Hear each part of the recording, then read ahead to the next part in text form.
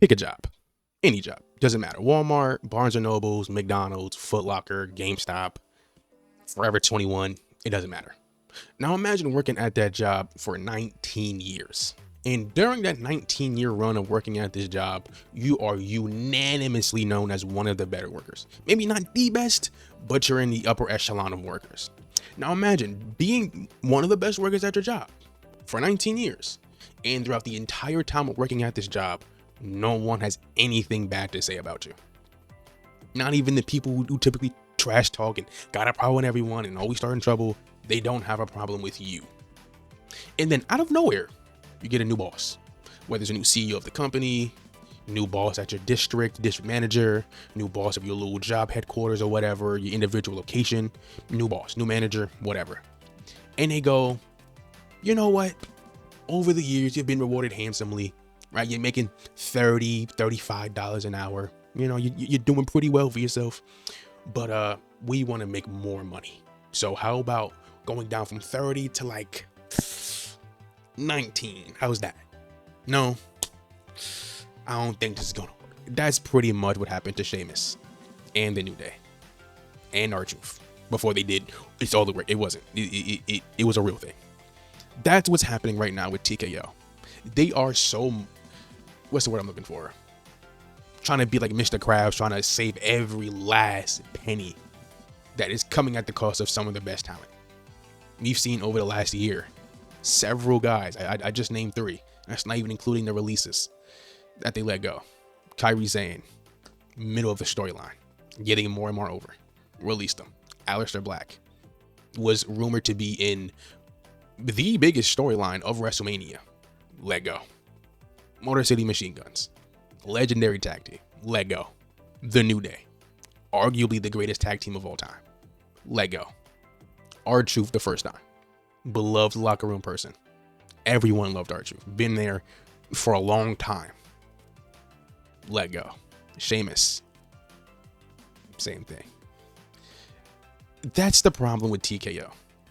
They are so penny pinching that they're ruining their own company. Now, granted, it's still WWE, right? That's pretty much every North American wrestler, not North American, but American wrestler's dream, right? They all want to be in WrestleMania, right? They all want to perform in the big matches, right? SummerSlam, Royal Rumble, Elimination Chamber, Money. You know, it's still a lot of people's dream job. So because of that aspect alone, you're gonna get a lot of people coming back and coming to it. But right now, TKO doesn't care about loyalty anymore. They don't care how long you've been there, how well you are, how good you are, how talented you are. They just want that break. And if you make too much, we want you, but at a reduced price. We don't want you for 30. We want you for 19. Right? If you can do $30 an hour production for 19 an hour, we good. You're making $1 million, how about like $500K? Half off. Earlier this year, we got a rumor of someone taking 50% off their contract. Half of their money that they agreed to do, to pay them, is getting removed. That is insane. And now it leaves me questioning. I don't typically like call for people to lose their jobs. That's pretty weird. But like, who is next? The Miz? He's been around since what, 2005? Around there, like 20 years. He's been around for a long time. But he isn't exactly the biggest star. So will TKO look at that and go, well, he isn't really necessary, so he's not the biggest star. He's making presumably over $1 million. How about we cut that in half? And if you don't want that, goodbye. Or what about Randy Orton? He's up there in age, right? He's almost 50. And he has that debilitating back injury. So does TKO look at that and go, well, you're always at risk of having career-ending injury. You're old. You work part-time. Is it worth it? What about CM Punk? CM Punk is practically 50. And he has a history of causing a lot of trouble. Now, granted, he hasn't done it recently ever since he joined WWE again.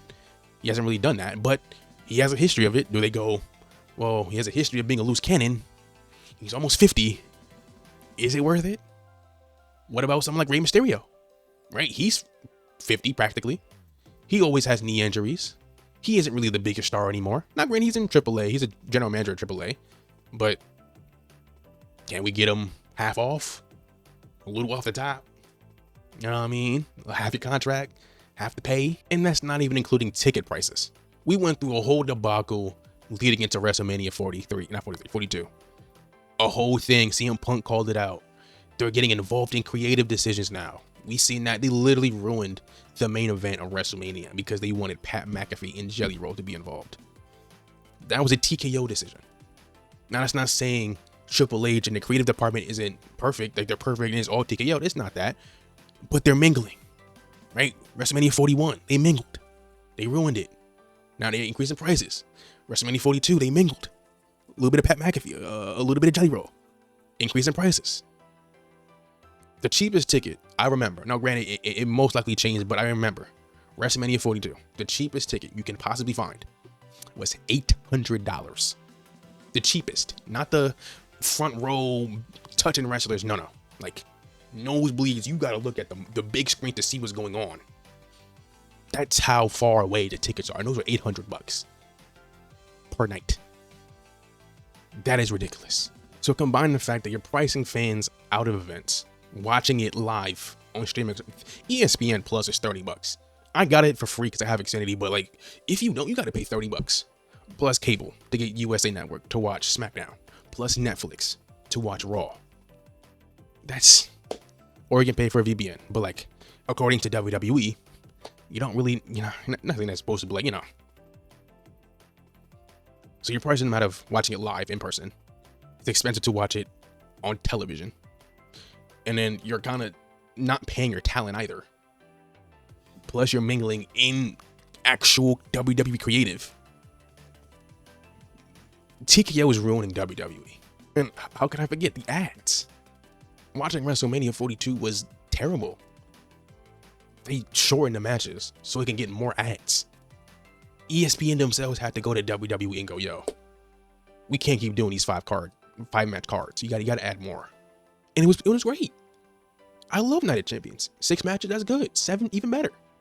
I love that. But 5? Plus the commercials on the PLEs. The time between matches on PLEs is like 5 to 10, even longer.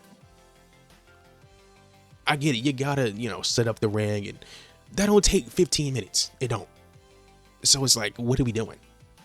Commercial breaks. Seemingly every Raw and SmackDown, like, it's segment, 3-minute commercial break. Segment, commercial break. You go a little bit, like 20 minutes, and then like, oh, here's another 10 minutes of ads. And it's like, what are we doing? The watching experience is getting worse and worse. Monetarily and just watching the product. That's not even including the actual product itself with the creative booking. All in all, TKO is over monetizing everything, sprinkling the little grubby hands into the little creatives. Like, hey, we want this, we want that. And just actively just ruining the product. There's a difference between maximizing profits and being greedy. TKO, you're just being greedy.